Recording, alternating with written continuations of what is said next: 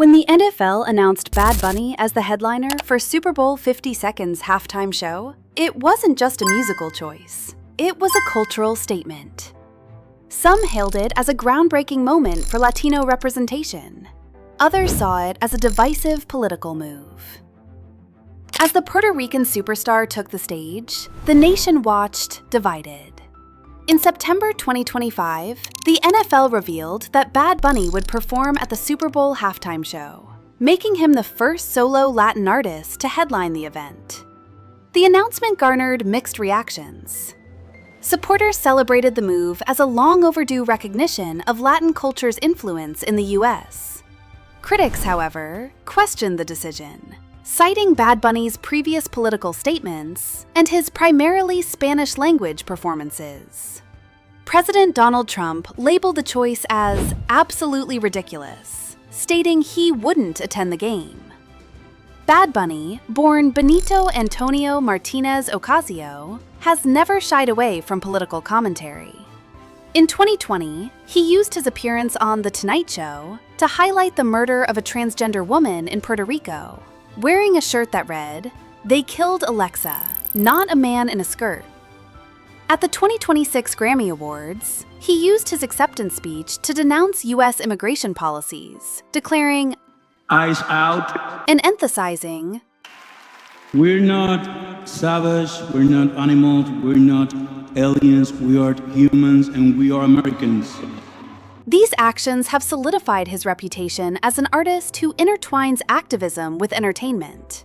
But stepping into political conversations comes with a risk, especially for artists operating at a global level. Because once an entertainer moves beyond music and into activism, the audience often begins to divide. Some viewers see courage, others see unnecessary controversy.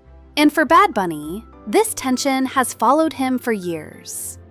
According to media analysts, his willingness to speak openly about immigration, gender rights, and social justice has helped redefine what a modern Latin artist can represent.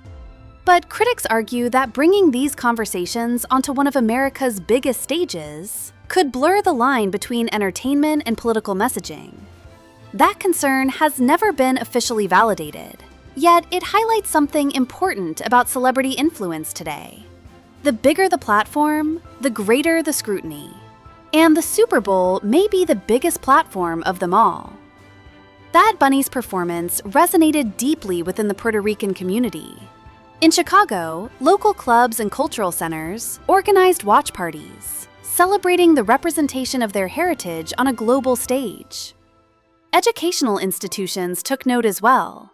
Wellesley College introduced a course titled Bad Bunny, Race, Gender, and Empire in Reggaeton, using his music as a lens to explore Puerto Rican history and colonialism. Language learning platforms reported a surge in Spanish learners, attributing the increase to Bad Bunny's influence. But behind the cultural celebration, some industry observers believe the halftime selection reflects something even larger than representation: business strategy. The NFL has spent years attempting to expand its international footprint, particularly across Latin America, where the fan base continues to grow rapidly. Choosing an artist with enormous global streaming numbers may not have been symbolic alone. It may have been strategic. After all, Bad Bunny has consistently ranked among the most streamed artists on the planet. His reach extends far beyond traditional English-speaking markets. From a business perspective, the logic is clear. Go where the future audience is. Still, not everyone agrees with that direction. Some longtime viewers have questioned whether the halftime show is shifting too far from its traditional identity. That debate remains ongoing, but it reveals something deeper about the modern Super Bowl. It is no longer just an American event. It is a global broadcast, and global broadcasts demand global stars. While many celebrated Bad Bunny's Super Bowl appearance, some allege that his performance was a calculated political statement rather than mere entertainment. Critics pointed to his history of activism and speculated about hidden messages in his performance. Unconfirmed reports suggested that certain sponsors expressed concerns over potential backlash, leading to internal discussions within the NFL about the implications of his performance. However, no official statements have been made to corroborate these claims. And whenever culture, business, and politics intersect at this scale, controversy is rarely far behind. The controversy extended beyond mere criticism.